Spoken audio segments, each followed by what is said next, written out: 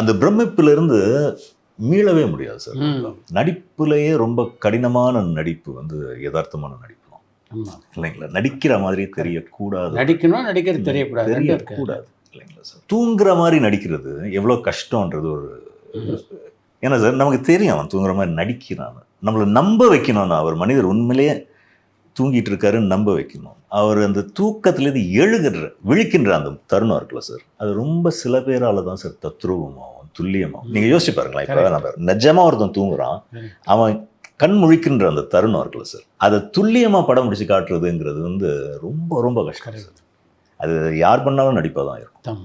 நான் ஒரு சீனை வந்து சார் வந்து கௌதம் சார் வந்து செட் பண்ணிட்டாரு, கேமரா ஷாட் ரெடியாக இருக்குது.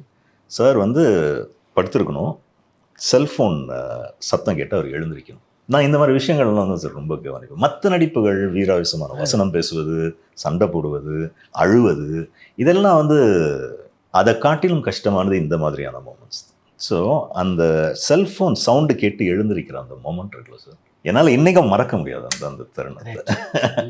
நிஜமாவே ஒரு மனிதன் வந்து தூக்கத்திலேருந்து விழிக்கின்ற அந்த ஒரு, அதுக்கப்புறம் ஃபோனை எடுக்கிறாரு, பேசணும் அவர்.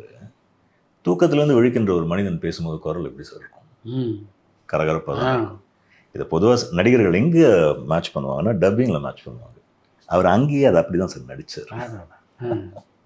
இந்த மாதிரி ஏராளமான இன்சிடென்ட்ஸ்.